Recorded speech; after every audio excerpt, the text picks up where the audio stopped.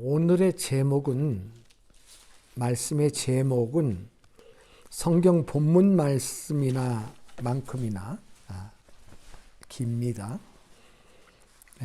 제목을 한번 읽어볼까요? 마귀와의 전투에서 승리 원한다면 말씀을 검으로 사용하라.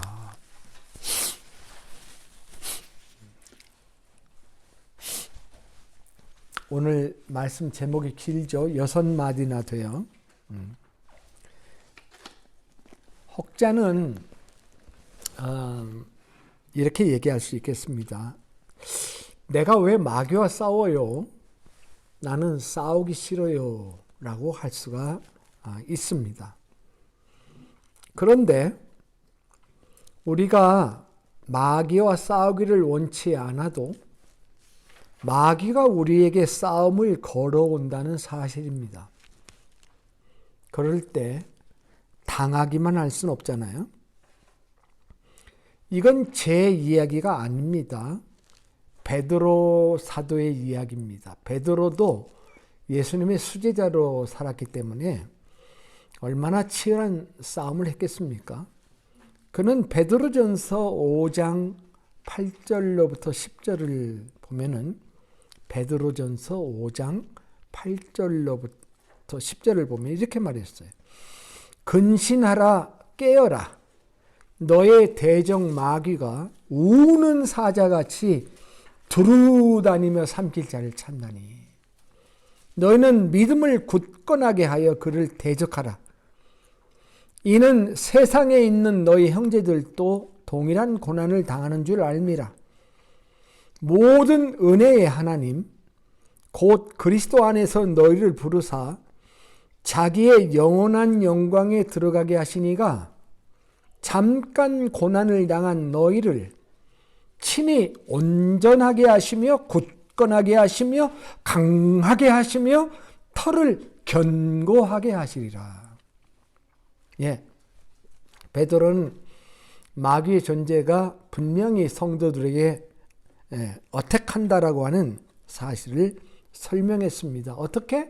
우는 사자처럼. 두루 다니면서 성도의 영혼을 향해 우는 사자처럼 삼키려고 달려든다. Like a roaring lion 이라고 그랬습니다. 울부짖는 사자. 어떤 번역에는 으르렁대는 사자. 하는 거죠. 그러면 그 울음소리에 그냥 그 숲이 벌벌 떨잖아요. 그렇게 한다. 마귀 사탄은 전방위적인 방법으로 우리를 공격해 옵니다. 어떤 때는 가장 가까운 사람을 통해서도 오고, 어떤 때는 전혀 생면부지의 사람을 통해서도 오고, 어떤 때는 보이게, 어떤 때는 보이지 않게. 요즘은 전쟁을 할 때 보면 어디서 날라오는지 모르게 폭탄에 맞아서 죽는, 원격 조정하죠. 때로는 100km, 200km 저쪽에서 미사일을 발사해서 그냥 그 폭탄에 맞아서 전사하게 되지 않습니까? 사탄은 자기가 조종하는 사람들을 원격 조정해서 사용할 수 있는 능력이 있는 거죠. 그런데 성도들은 자기 안에 일어나고 있는 어떤 갈등과 욕망이 사탄의 공격이라고 하는 사실을 전혀 눈치채지 못하고 그게 자기의 안에서 일어난 것이다라고 오해하면서 신앙생활하는 사람들이 참으로 많다는 것입니다. 내 안에서 전혀 내가 예상하지 못했던 나쁜 것들이 나를 움직이려고 할 때에 그거 사탄의 어택이다라고 생각해 본 적이 있으신지 모르겠어요. 이걸 모르면 자기만 자꾸 구박을 하는 거예요. 자기 학대를 해요. 내 안에서 악한 모습이 자기 학대의 조건이라고만 반드시 생각하면 안 됩니다. 사탄이 나를 어택하고 있구나. 그럴 때에 무엇을 우리가 해야 되느냐? 그를 대적하라. 믿음을 굳건하게 하여 그를 대적하라. 그러면 하나님께서 어떻게 해주시겠다고 베드로가 말했냐면 참 놀랍게 4가지를 강조했어요. 온전하게 하시며, 너희들이 그걸로 인해 고난받을 수 있지만 하나님께서 잠깐 고난받은 너희를 하나님이 친히 온전하게 하시며 굳건하게 하시며 강하게 하시며 털을 견고하게 하시리라. 자, 이렇게 하나님께서 함께 해주시면 싸울만 하겠죠? 자, 그러면 질문이죠. 우리가 사탄을 어떻게 대적해야 되는가 하는 겁니다. 그게 대답이 오늘 말씀 에베소서 6장 17절의 말씀입니다. 성령의 검, 곧 하나님의 말씀을 가지라. 이게 그 대답인 것입니다. 이 말씀에는 하나님의 말씀이야말로 마귀와 싸우는 검과 같다 하는 말씀이고요. 우리가 지금 성경 암송하고 있는 것도요, 하나님의 말씀에 검을 무장하고 있는 거예요. 정확하게 외워야 됩니다. 그리고 또 하나는 성령의 검이라고 하는 말씀을 통해서 이 말씀은 내 말씀이 아니라 성령, 검을 휘두르는 사람이 내가 아니라 성령이시다라고 하는 개념이 이 말씀 속에 들어있습니다. 오늘은 이 2가지 것을 살펴보려고 합니다. 첫째, 하나님의 말씀은 마귀와 싸우는 성령의 검이다. 마귀와 싸울 때 다른 걸로 못 싸운다 이거예요. 하나님의 말씀을 가지고 싸워야 됩니다. 왜냐하면 마귀가 어떻게 우리에게 싸움을 걸어오냐면 하나님의 말씀으로 걸어옵니다. 예. 그는 하나님의 말씀은 믿을 만한 것이냐 아니냐 하는 문제로 치고 들어오는 걸 즐겨합니다. 말씀에 대한 확신이 없는 사람들은 그들의 말이 때로는 이성적으로 들리기도 하고 감미롭게 달콤하게 들리기조차 합니다. 우리가 샘플 챕터를 고르라면 창세기 3장을 말하지 않을 수가 없습니다. 타락장이죠. 창세기 3장 3장 1절부터 이렇게 보면은 1절 B에서 후반부에서 6절까지 보면 이렇게 되어 있어요. 한번 찾아서 같이 보는 것도 나쁘지 않습니다. 뱀이 여자에게 물어 이르되 1절 후반부입니다. 하나님이 참으로 너희에게 모든 동산의 나무의 열매를 먹지 말라 하시더냐. 여자가 뱀에게 말하되 동산 나무의 열매를 우리가 먹을 수 있으나 동산 중앙에 있는 나무의 열매는 하나님의 말씀에 너희는 먹지도 말고 만지지도 말라. 너희가 죽을까 하노라 하셨느니라. 뱀이 여자에게 이르되 너희가 결코 죽지 아니하리라. 너희가 그것을 먹는 날에는 너희 눈이 밝아져 하나님과 같이 되어 선악을 알 줄 하나님이 아심이니라. 여자가 그 나무를 본즉 먹음직도 하고 보암직도 하고 지혜롭게 할 만큼 탐스럽게도 한 나무인지라. 여자가 그 열매를 따먹고 자기와 함께 있는 남편에게도 주매 그도 먹은지라. 결국 하나님의 말씀이 진리였는데 그것을 의심하고 불순종한 결과 하나님과 인간 사이에 격리가 일어났고 그것으로 인해 세상에 죽음이 왔는데 이 마귀가 아담과 하와를 유혹한 이 방법이 여전히 동일한 방법으로 오늘날에도 세상을 휘젓고 다니면서 산길차를 찾고 있다라고 하는 것입니다. 여전히 누가 넘어갈까요? 그렇습니다. 말씀에 대해서 확신이 없는 사람, 말씀을 반신반의하는 사람입니다. 아담이 아내에게 하나님의 말씀을 딜리버리 해 주었을 때 죽을까 하노라고 말을 했을까요? 하나님은 창세기 2장 16절 17절에 아담에게 분명하게 얘기했죠. 여호와 하나님이 그 사람에게 명하여 이르시되 동산 각종 나무의 열매는 내가 임으로 먹되 선악을 알게 하는 나무의 열매는 먹지 말라. 내가 먹는 날에는 반드시 죽으리라. 그렇게 말했습니다.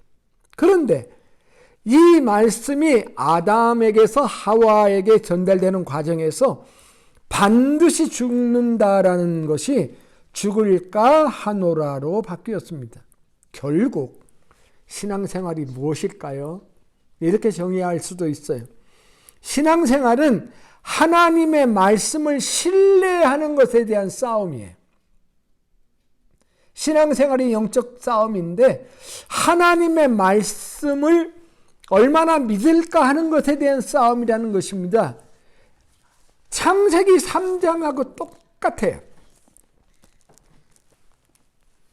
불신자들은요, 지금도 뱀이 한 말을 하고 있습니다. 하나님이란 없다. 그의 말씀인 성경이 믿을만하지 않다. 성경과 같은 율법에 얽매여서 사는 것은 인간의 비인간화이다. 그러니까 과감하게 굴레를 벗어버리고 인간성을 되찾는데 인간의 본성에 따라 욕망에 따라 자유인으로 살아라. 이것이 마귀와 사탄이 우리에게 사용하는 전공법입니다. 이런 사탄에 대해 우리는 어떻게 싸워야 할까요? 대적해야 되죠. 어떻게 대적해야 될까요? 칼이라도 하나 사놔야 될까요? 그런 생각이 올 때마다 칼을 휘저어 봐야 될까요? 우리가 마귀를 대적하는 방법은 하나님의 말씀에 대한 신뢰를 보내는 것입니다. 영어로 보면 resist him, standing firm in the faith. 믿음에 분명하게 서서 resist him, 그를 대항하라. 사탄의 이러한 뱀의 말을 하고 있는 오늘날의 세상 사람과 세상의 문화와 도덕 철학에 대하여서 절대로 그렇지 않다. 너희의 말은 틀렸다. 하나님의 말씀은 진리이다. 라고 하는 것을 선언해야 된다라고 하는 것입니다. 그런데 신자들이 이것을 이렇게 대답하는 걸 망설이고 분명한 입장을 취하지 않음으로 인해서 사태는 더 미궁에 빠지게 되는 것입니다. 머뭇거리면 안 됩니다. 하나님의 말씀은 진리라고 하는 사실을 긍정해야 됩니다. 그리고 하나님의 말씀은 진리라는 사실을 긍정할 뿐만 아니라 선포해야 합니다. 저는 요한복음 17장을 꽤나 좋아합니다만 그 예수님의 기도가 담겨져 있잖아요. 요한복음 17장에는. 그러니까 주기도문 같은 건 예수님이 우리 보고 이렇게 기도하라고 하는 걸 가르쳐 주신 것입니다. 요한복음 17장은 예수님이 제자들을 위해서 친히 기도하신 그런 챕터인데요. 17장 15절부터 17절을 보면 이런 말씀을 하고 계세요.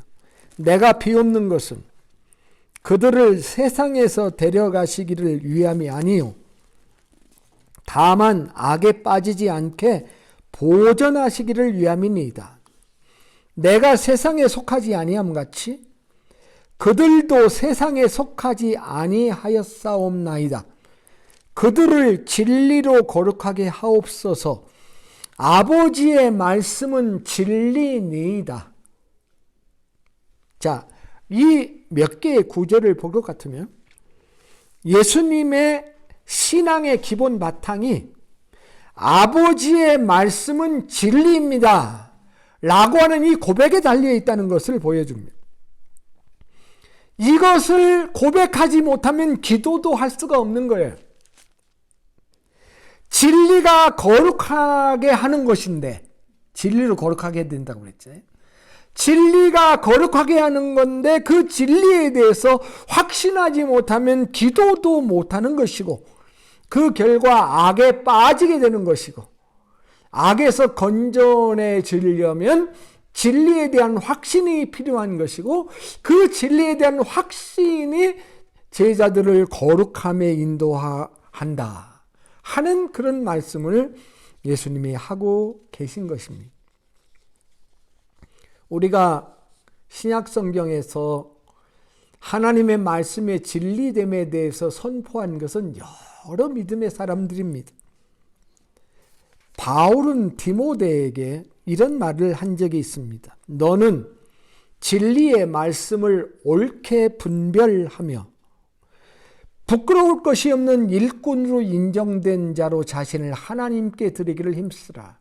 하나님께 헌신하는 건 참 좋은데, 헌신하기 전에 진리의 말씀을 옳게 분별하고 헌신해라.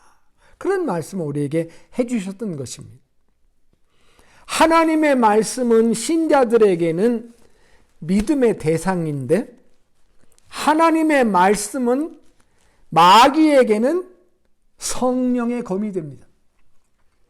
신자들이 하나님의 말씀을 믿고 선포하는 것보다 마귀에게 두려움은 없을 겁니다. 놀랍게도 믿음 없는 신자들은 하나님의 말씀을 우습게 여기고 등한히 여겨도 그 선포된 하나님의 말씀 때문에 마귀는 말이 막히고 떨게 되는 것입니다. 이것을 가장 강력하게 볼 수 있는 사건을 예로 하나 들어주세요 라고 하면, 저는 마태복음 4장을 말하지 않을 수가 없습니다. 마태복음 4장은 여러분이 잘 아는 구절이죠. 예수님이 공생애를 시작하시려고 할 때 침례 요한에게 침례를 받으시고 40일 성령에게 이끌려 40일을 마귀에게 시험을 받으시고, 이렇게 설명되어 있어요. 그래서 40일 금식 마지막 파트에서 마귀가 예수님에게 3가지 시험을 한 것을 우리가 마태복음 4장에서 볼 수 있지 않습니까?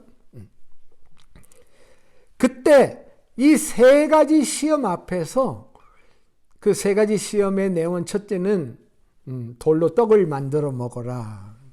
지금 저는 그 금식을 그렇게 오래 해본 적이 없습니다만 40일 금식을 하면은 정말 얼마나 배가 고플까요? 그 자기의 배고픔이 극에 달할 때죠. 돌로 떡을 만들어 먹어라. 그 다음에 성전 꼭대기로 데리고 올라가서 뛰어내리면, 뛰어내리라. 이걸 금식 그만하라는 거죠. 뛰어내리라. 그리고 천하만국을 다 보여주면서 네가 나한테 절만하면 내가 다 주겠다. 착각을 일으키는 거예요. 혼미한 상태에 있을 수 있는 상태에서 마귀를 시험하는 거죠. 그런데 이 3가지 시험을 받으신 예수님은 그때마다 어떻게 대답하셨냐면은, 그 대답이 이 보면은 기록되었을 때 3절, 7절, 10절의 대답이 나오는데, 기록되었을 때 사람이 떡으로만 살 것이 아니요 하나님의 입으로 나오는 모든 말씀으로 살 것이라 하는 말씀이 거기 나오죠. 또 기록되었을 때 주 너희 하나님을 시험하지 말라 하였느니라. 기록되었을 때 주 너희 하나님께 경배하고 다만 그를 섬기라 하였느니라. 자, 기록되었을 때가 무엇인가요? It is written. 어디에 기록되었다는 거예요? 아무 책에나 기록되었다는 말이 아니죠. 구약 성경을 말하는 거잖아요. 구약 성경의 말씀, 기록된 구약 성경의 말씀을 가지고 지금 마귀를 물리치신 거예요. 주님이 이 말씀을 하시니까 마귀는 더 이상 손을 대지 못하고 다음 질문으로 넘어가 버리잖아요. 네. 이 말씀은 모두 어디에서 인용한 말씀이냐면 신명기, 모세오경의 5번째 책이죠. 창출 내민 신의 신명기 8장 3절, 6장 16절, 6장 13절에서 인용한 것입니다. 그런데 이 말이 보통 오리지널 근거가 있는 그냥 교훈이 아니에요. 모세가 신명기를 썼다는 거 여러분 아시죠? 펼칠 신, 하나님의 명령을 다시 한번 펼친 거예요. 출애굽 과정의 모든 과정을 마치고 가나안 땅을 입성하기 전에 모세는 광야에서 태어난 2세대를 향하여서 경험을 보지 못했던 과거의 일을 쫙 펼쳐나가면서 얘기한 게 신명기인데, 그 신명기에서 사람이 떡으로만 살 것이 아니고 하나님의 입으로 나오는 말씀, 현재형이에요. 하나님의 말씀을 사람들은 과거의 말씀이라고 생각해요. 캐먹은 말씀이라고 생각할지 모르지만 하나님의 말씀은 현재형으로 항상 나오는 말씀. 우리가 날마다 성경을 읽어도 날마다 새롭게 나오는 책이 하나님 말씀이에요. 그래서 우리가 읽는 거예요. 자, 랜드마크가 있는 분명한 경계점. 랜드마크라고 하는 건 뭡니까? 어느 도시의 랜드마크다 그러면 그 도시에 가장 높은 빌딩 하나가 있다 그러면 아무개 도시 하면 그 빌딩 생각나는 그걸 랜드마크라고 해요. 경계표라고 하는 말인데, 사람이 떡으로만 살 것이 아니고 하나님 입으로 나오는 말씀으로 산다는 이것은 만나 사건이 랜드마크예요. 광야에서 40년을 하나님 만나를 먹이셨는데 모세가 그 만나 사건을 재해석한 거예요. 하나님이 만나를 왜 주셨느냐? 물론 굶어 죽지 말고 먹고 살라고 그거 가지고 음식을 만들으라고 주신 거 사실이지만 그것의 의미가 뭐냐? 하나님이 만나를 주어서 내 백성을 살린 이유가 사람이 떡으로만 살 것이 아니고 하나님의 입으로 나오는 말씀으로 살 것이라고 하는 것을 가르쳐 주기 위해서 하나님이 한 거다. 모세가 이렇게 얘기를 해요. 의미가 통하기를 원합니다. 첫째 사건은 만나 사건이고 두 번째 사건은 하나님을 시험했던 무리바 마사 사건인데, 백성이 물이 없으니까 광야에서 물을 며칠 못 먹으니까 하나님을 원망하고 모세를 거의 돌로 쳐 죽이려고 하는 그런 상황에 빠졌을 때에 하나님이 시내산 인근에 있는 바위를 쳐서 물을 내서 주었는데 그것은 하나님을 시험했다, 하나님과 싸웠다라고는 의미에서 마사라고 하는데, 마사와 같이 너희가 하나님을 시험하지 말라라고 하는 그 말씀을 예수님이 딱 인용하시는 거예요. 하나님을 시험하지 말라.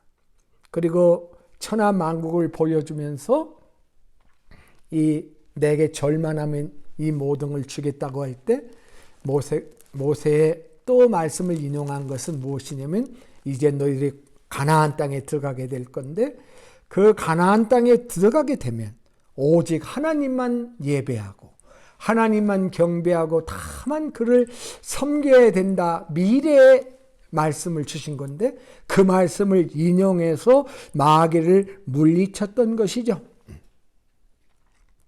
마귀는 예수님을 유혹하려고 했지만 예수님은 마귀를 하나님의 말씀을 인용함으로, 그것도 그 말씀의 의미를 파악하고 체험적으로 경험한 과거의 경험적인 말씀을 인용함으로 사탄의 질문에 대답하시면서 물리쳐 주셨다라고 하는 것이요. 그래서 마귀의 시도는 허사가 되고 말았다라고 하는 것입니다.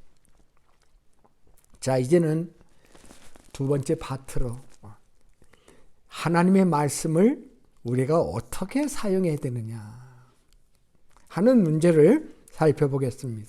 다시 본문으로 돌아가면 성령의 검, 곧 하나님의 말씀을 가지라 그랬습니다. 이 검은 내가 쓰는 검일 수 있습니다마는 그것은 성령의 검이다라는 말씀을 지금 하고 있는 것입니다. 내가 물론 가져야 됩니다. 내가 가지기 위해서 공부해야 되고 묵상해야 되고 그것을 암송하면 좋고 그것을 날마다의 삶에 적용해서 그게 내 말씀이지만 그 말씀을 사용하는 분은 성령님이시다. 예수님이 전도하는 제자들을 훈련할 때 어떤 때는 이런 말씀하셨죠? 너희들이 가서 대답할 말은 미리 준비할 필요 없어. 상황에 도착하면 너희들이 기본 신앙에 딱 자리가 잡혀 있으면 상황에 따라서 성령께서 너희들에게 해줄 말씀이 나올 거야. 그러니까 염려하지 말고 가라고 말씀한 것과 똑같습니다. 이것은 성령님이 주인이 되시는 거예요. 검의 주인이 성령이시죠. 성령이 우리들을 말씀을 사용하게 해주시는 분이신 것입니다. 물론 우리가 해야 될 일도 있죠. 자, 그러면 우리가 해야 할 일은 어떤 일일까요? 디모데후서 한번 찾아가서 보겠습니다. 디모데후서 3장 14절로부터 17절을 보시면, 자, 제가 이제 이것을 읽은 다음에 이런 질문을 할 거예요. 3장, 디모데후서 3장 14절로부터 17절을 읽을 건데, 읽은 다음에 이렇게 질문할 거예요. 제 질문을 들어보세요. 그리고 읽으면서 그 질문을 답을 한번 해보시라고요, 속으로. 그럼 제가 7가지 질문을 할 거예요. 이 4절을 읽는데 질문이 7개나 있어요. 자, 먼저 질문을 들어보세요. 언제부터 성경을 배워야 하는가? 누구에게 배워야 하는가? 성경의 궁극적인 목적이 무엇인가? 성경은 어떻게 기록되었는가? 성경의 유익함은 무엇인가? 성경의 실제적인 목표는 무엇인가? 성경 공부는 어떻게 해야 되는가? 여러분 질문 들으시고 이거 성경에 대한 인트로덕션이네? 그렇게 생각할 수도 있겠죠? 자, 그렇게 생각하시고 읽겠습니다. 14절로부터 17절 같이 읽겠습니다. 그러나 너는 배우고 확신한 일에 거하라. 너는 내가 누구에게서 배운 것을 알며 또 어려서부터 성경을 알았나니 성경은 능히 너로 하여금 그리스도 예수 안에 있는 믿음으로 말미암아 구원에 이르는 지혜가 있게 하느니라. 모든 성경은 하나님의 감동으로 된 것으로 교훈과 책망과 바르게 함과 의로 교육하기에 유익하니 이는 하나님의 사람으로 온전하게 하며 모든 선한 일을 행할 능력을 갖추게 하려 함이라. 자, 이제 질문하겠습니다. 언제부터 성경을 배우는 게 좋은가? 그렇죠. 어려서부터죠. 어려서부터가 답입니다. 물론 어려서부터 못 배운 사람은 커서라도 배워야 되겠지, 그죠? 그러나 어려서부터. 두 번째, 누구에게 배워야 하는가? 근데 여기에는 답은 없죠, 그죠? 여기에는 뭐라고 했어요? 내가 누구에게서 배운 것을 알며. 그냥 안다고 그랬어요. 바울이 디모데를 향해서 네가 어려서부터 성경을 배웠고 누구에게 배웠는지를 안다. 그렇게 얘기를 했는데 이 디모데 전서와 후서를 다 살펴보면 그 답이 있습니다. 그건 누구냐면은 외할머니 로이스하고 어머니 유니게라는 이름이 나옵니다. 그들의 진실한 신앙을 네가 배웠다 하는 그런 표현이 나오는 걸 보면, 자, 여기서 우리는 성경을 목사님에게서 배울 수 있죠. 그죠? 또 주일학교 선생님에게도 배울 수도 있고 여러 가지 배움의 통로가 있겠습니다만 원래 유대인들은 성경을 부모에게서 배우는 그러한 시스템이 있다는 거 우리가 잘 알고 있지 않습니까? 그래서 제가 말씀드리고 싶은 것은 성경교육은 교회에다 맡긴다가 아니라 외할머니, 특별히 어머니 쪽이잖아요. 어머니 쪽. 지금도 유대인들은 유대인의 혈통의 적통성을 주장할 때 지금도 이스라엘의 수많은 사람들이 알리야 하잖아요. 귀환하잖아요. 그럴 때 이 사람이 유대인이 아니라는 것을 어떻게 따지냐면 어머니 혈통으로 따져요. 그래서 로이스와 유니기에서 배운 게 아닐까 이렇게 생각을 할 수밖에 없는 것이죠. 세 번째, 성경의 궁극적인 목적은 무엇인가? 그것은 그리스도 예수 안에 있는 믿음으로 말미암아 구원에 이르는 지혜가 있게 하느니라. 성경의 궁극적인 목적은 우리의 구원입니다. 죄를 깨닫고 예수 그리스도를 깨닫게 해서 구원에 이르게 하는 지혜의 책. 이것이 성경이에요. 구원이라는 관점으로 성경을 읽어야 된다. 그 다음에 성경은 네 번째 질문이에요. 성경은 어떻게 기록되었는가? 어떻게 기록되었어요? 모든 성경은 하나님의 감동으로 된 것으로. 감동.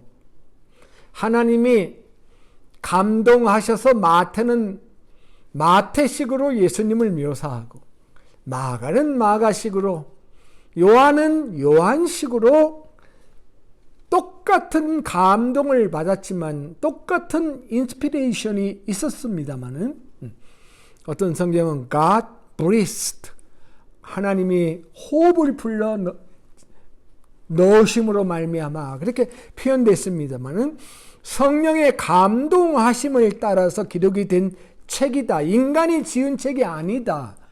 인간이 지었지만 하나님의 감동으로 지은 책이다. 이렇게 얘기를 하고 있는 겁니다. 그 다음에 다섯 번째 질문, 성경의 유익은 무엇인가? 거기에 교훈과 책망과 바르게 함과 의로 교육하는 것입니다. 교훈 다음에 왜 책망이 나올까요? 사람들은 교훈 받은 대로 살지를 않습니다. 교훈은 받았으나 딴 데로 갈 가능성이 많아요. 그러니까 책망해 주시는 거예요. 성령이 안에서 책망하기도 하죠. 내가 잘못했구나. 그것도 성령께서 책망해 주시는, 교훈만 하시는 게 아니라 책망까지 하시고, 책망만 하고 끝나는 게 아니라 바로 잡아주시는 거예요. 바르게 잡아주는 거예요. 한 사람이 변화되려면 이런 적극적인 행위들이 있어야 돼요. 책망만 하고 끝나면 그 책망 잘못 받아들이면 더 삐뚤어져 나가요. 바르게 해주고 그 다음에 다시 의로 교육해주는, 이게 일종의 서큘레이션이에요. 아주 적극적인 의미의 반복적인 이 사이클은 매우 교육적이죠. 이게 성경의 유익함이에요. 삐뚤어져 나간 사람조차도 바르게 잡아주고 다시 교육해주는 것이 하나님의 말씀이다라고 하는 것입니다. 그렇기 때문에 누구든지 읽어야 되고 또 읽어야 되고 다시 읽어야 되는 말씀이다. 그런 얘기를 해주고 있는 거예요. 그리고 여섯 번째, 성경의 실제적인 목표는 무엇인가? 구원은 영원한 구원인데 실제적인 목표는 무언가? 마지막 부분이죠. 이는 하나님의 사람으로 온전하게 하며 모든 선한 일을 행할 능력을 갖추게 하려 함이라. 천국만 가는 것이 목표가 아니에요. 성경의 목표는 우리의 온전함입니다. 그리고 그냥 마음의 온전함만이 아니에요. 선한 일을 행할 수 있는 실제적인 에빌리티, 능력을 갖추게 만들어서 선한 삶을 살아가게 만들 수 있는 것이 성경의 실제적인 목표다라고 하는 겁니다. 자, 그러면 이 성경 공부를 어떻게 해야 하는가? 그 7절인데 그게 첫 번째 14절에 있어요. 한번 따라서 해볼까요? 너는 배우고 확신한 일에 거하라. 자, 따라해 보세요. 너는 배우고 확신한 일에 거하라. 세 가지죠. 배우는 일, 그 다음에 확신하는 일, 거하는 일입니다. 다른 번역들도 이것을 나누어서 얘기를 했어요. 영어는 좀 불분명해요. 한번 들어보세요. 새 번역에서는 이렇게 번역했어요. 그러나 그대가 배워서 굳게 믿는 그 진리 안에 머무십시오. 그대가 배워서 굳게 믿고 있는 그 진리를 지켜나가시오. 우리는 하나님의 말씀을 배워야 합니다. 그 다음에 확신해야 됩니다. 확신해야 됩니다. 여러분 혹시 주일날 설교 말씀을 들은 다음에 집에 가서 그 성경 말씀을 다시 한번 이렇게 묵상해 보신 적이 있으신지 모르겠어요. 사도행전에 보려면 베레아 사람은 신사적이었어. 간절한 마음으로 하나님의 말씀을 받고 그 말씀이 그러한가 하여 집으로 돌아가서 그 말씀을 깊이 상고하니라. 그렇게 되면 어떻게 되겠어요? 확신을 가지게 돼요. 배우는 일, 그 다음에 확신하는 일, 그 다음에 거한다는 것은 그 말씀 가운데 산다는 것입니다. 그 말씀대로 살아가는 일. 그렇게 된 하나님의 말씀을 내가 가지고 그 말씀을 사용하면 그 말씀에 힘이 들어가게 됩니다. 파워 있는 말씀.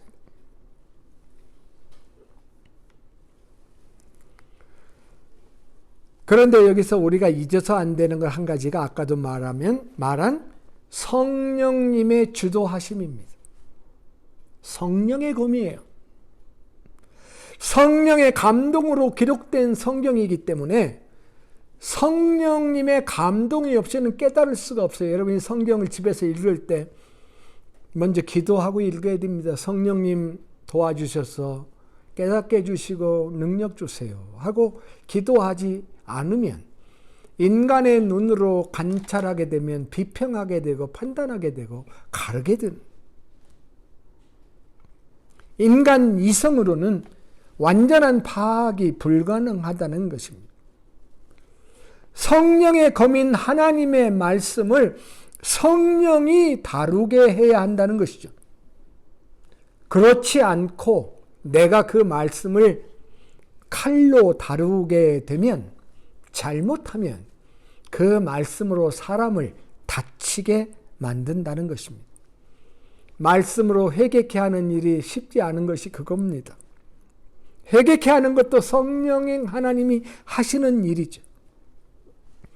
우리가 인간의 의지를 가지고 잘못된 성경의 인용이나 적용을 가지고 다른 사람을 다치게 하고 상처를 줄 수 있습니다.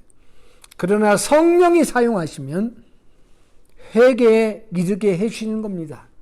성경 말씀은 성령을 받은 사람만이 올바로 이해할 수가 있다고 했습니다. 자, 우리가 고린도전서 2장 12절을 암송하지 않았던가요?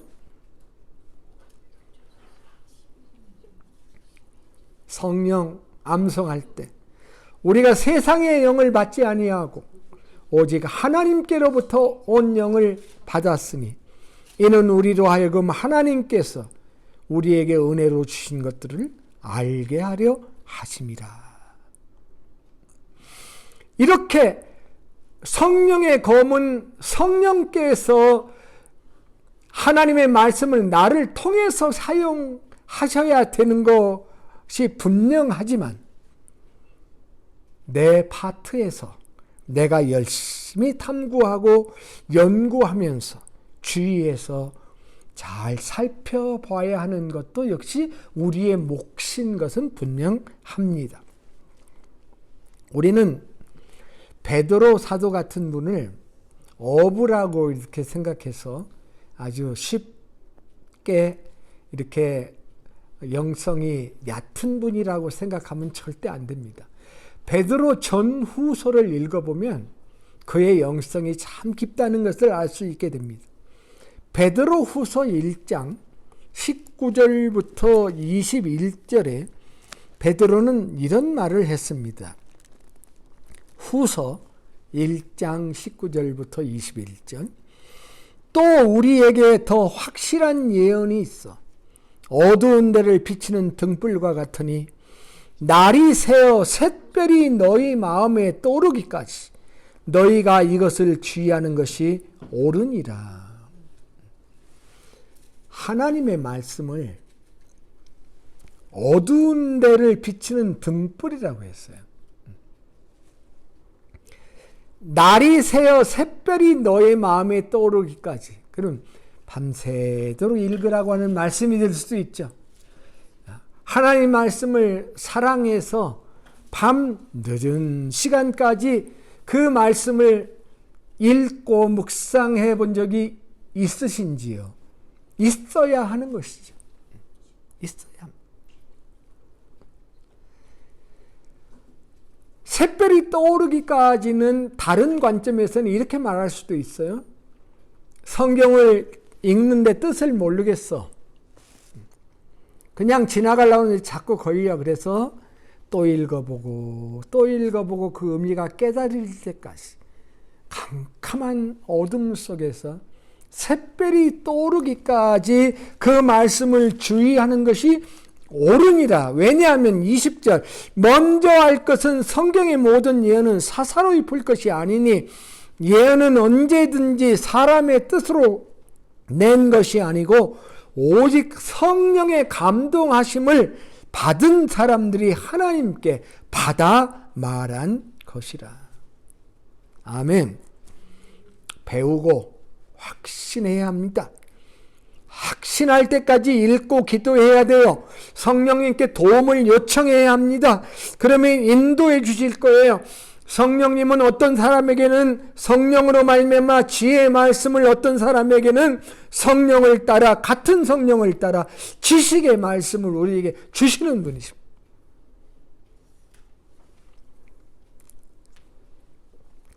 오늘 말씀하고 가장 어우러지는 말씀 하나를 인용하고 싶은데 히브리서예요. 히브리서 4장을 한번 보세요.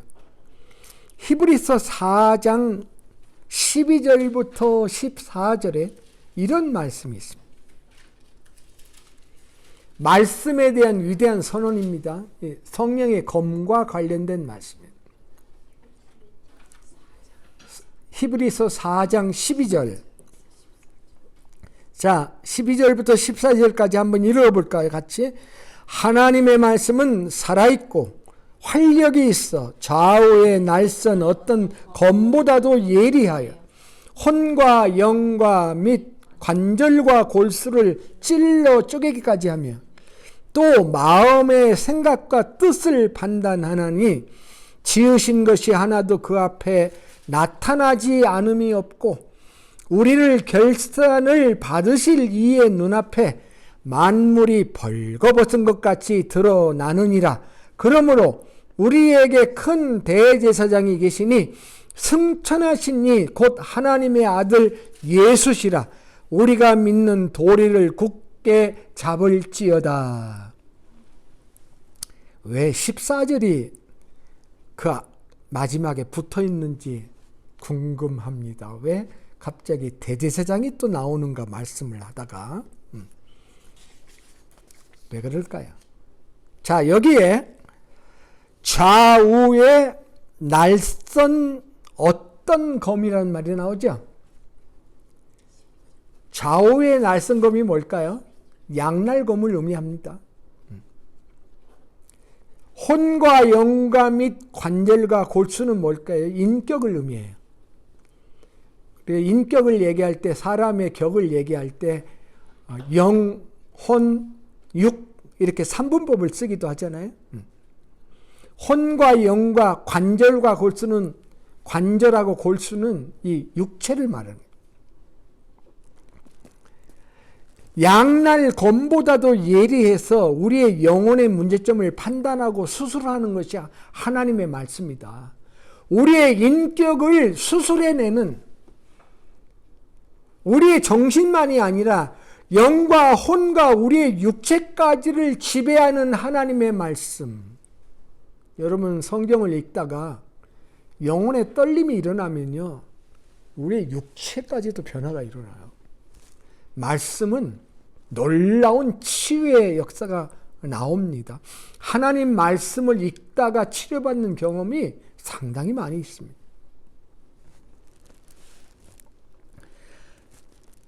하나님의 말씀 앞에서 우리는 수술을 받으려면 적나라하게 벗겨져야 돼요. 정말 우리가 진실하다면 우리는 마치 벌거벗은 것처럼 자신의 모습이 드러나게 된다라고 얘기를 하는 것입니다. 그 말씀 속에 두려운 말씀 하나가 있는 건 뭐냐면, 우리의 결산을 받으실 이의 눈앞에 라고 하는 단어예요. 바로 그분의 눈앞에 만물이 벌거벗은 것 같이 드러나리라 라고 하는 문장이 있습니다. 두렵죠? 그러나 그 다음 구절이 우리를 위로하고 평안하게 합니다. 말씀 앞에 우리를 벌거벗겨 놓으면 우리는 정말 하나님 앞에 결산할 때 부끄럽고 하나님의 나라에 갈 수 있는 존재가 못 되다는 사실로 절망할 수밖에 없을 겁니다. 그러나 마지막 절이 그러므로가 나와요. 결론이 그러므로가 왜 거기서 나오는가? 그러므로 우리에게 큰 대제사장이 계시니 승천하시니 곧 하나님의 아들 예수시라. 그러니까 우리가 믿는 도리를 굳게 잡으라, 이렇게 말씀하고 있는 것입니다.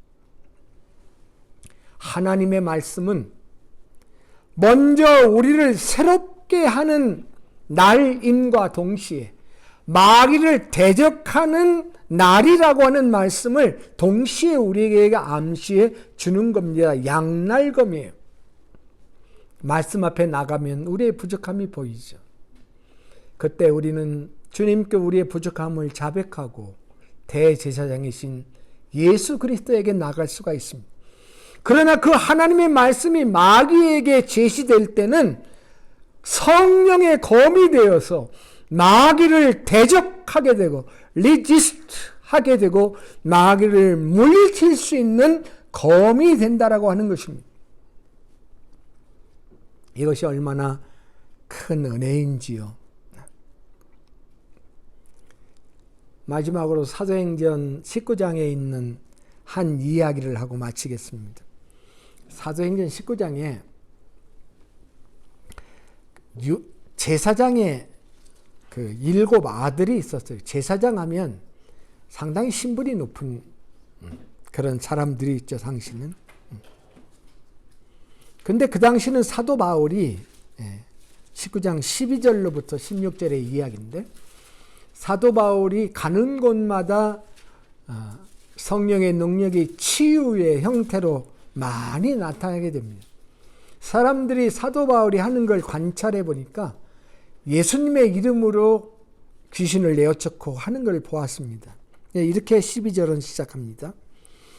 심지어 사람들이 바울의 몸에서 손수건이나 앞치마를 가져다가 병든 사람에게 얹으면 그 병이 떠나고 악기도 나가더라.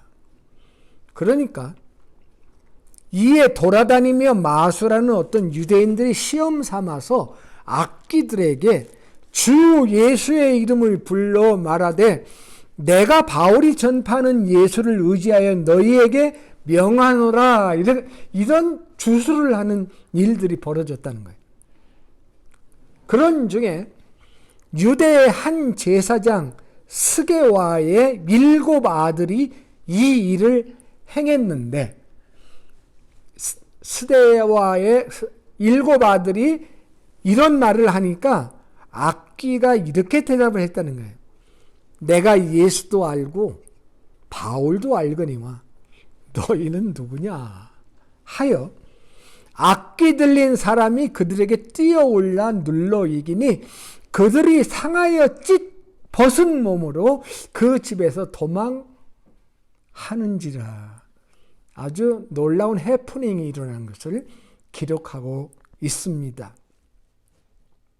예수님의 이름, 하나님의 말씀을 가지고 내가 예수님의 말씀을 가지고 마귀를 대적하려면 내 안에 그 예수 그리스도가 계셔야 되는 거지. 그렇죠? 베드로와 요한이 안진뱅이 앞에 가서, 구걸하는 안진뱅이 앞에 가서 이렇게 말했죠. 은과 금은 내게 없는데 내게 있는 것으로 내게 준다. 주노니 나사렛 예수 그리스도의 이름으로 걸으라. 자, 여기 중요한 관점이 뭡니까? 내게 있는 것이 누구였습니까? 예수 그리스도였던 거예요. 여러분 안에 예수 그리스도가 계신 것을 믿습니까? 내 안에 그리스도가 계신 것을 믿고 내가 예수님이 나의 최고의 자산인 것을 믿고 나는 이 보화를 그 어떤 것하고도 바꿀 수가 없고 내가 이 땅에서 아무리 비천한 자가 된다 할지라도 나는 두려울 것이 없는 내 안에 계신 그리스도를 확신해서 나는 은과 금이 없는 게 확실해. 그러나 확실히 아는 거 한 가지는 내 안에 예수 그리스도가 계시고 그러므로 내가 명하노니 나사렛 예수 그리스도의 이름으로 걸으라. 이렇게 했을 때 안진뱅이가 일어났던 것처럼 우리가 하나님의 말씀으로 마귀를 대적해야 되는데 그냥 머리로 지성으로 달달 외운 거 가지고 전하면 네가 누구냐라고 할 수도 있지 않겠어요? 그러나 내가 예수님을 믿고 하나님의 진리의 말씀을 믿고 그 말씀이 내 안에 들어와서 배우고 확신한 일에 거하면서 그 말씀을 인용해서 선포할 때 하나님의 능력의 말씀이 상황을 변화시키고 위대한 기적을 일으킬 수 있는 말씀이 될 수 있는 줄로 믿습니다. 내 안에 계신 그리스도의 영인 성령, 그분이 사용하시는 칼인 말씀인 성령. 2024년 이 한 해 하나님의 말씀의 검을 성령을 통해서 사용함으로 이 땅에 하나님의 역사가 나타나고 기적이 일어나고 변화가 일어나는 아름다운 한 해가 되기를 주님의 이름으로 축원합니다. 그러기 위해 배우고 확신하시고 그 말씀을 내 안에 두고 암송하고 묵상하고 그 말씀에 내 생명을 걸고 심지가 견고한 자가 돼서 그 말씀을 붙잡고 의지하고 상황이 변화하지 않더라도 나는 이 말씀을 믿습니다 라고 얘기하고 나아갈 때 주님께서 그의 삶을 샬롬 샬롬 인도해 주실 것을 확신합니다. 기도하겠습니다. 하나님, 우리에게 말씀의 검을 주셔서 감사합니다. 이 말씀으로 마귀를 대적하며 승리하기를 원합니다. 우리가 감당하기 어려운 놀라운 최고의 말씀이고 선물입니다.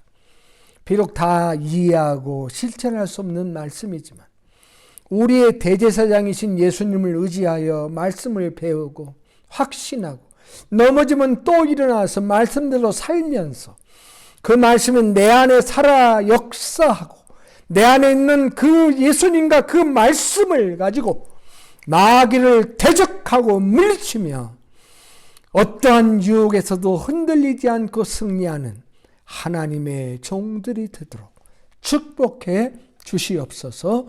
존귀하신 예수님의 이름으로 기도하옵나이다. 아멘.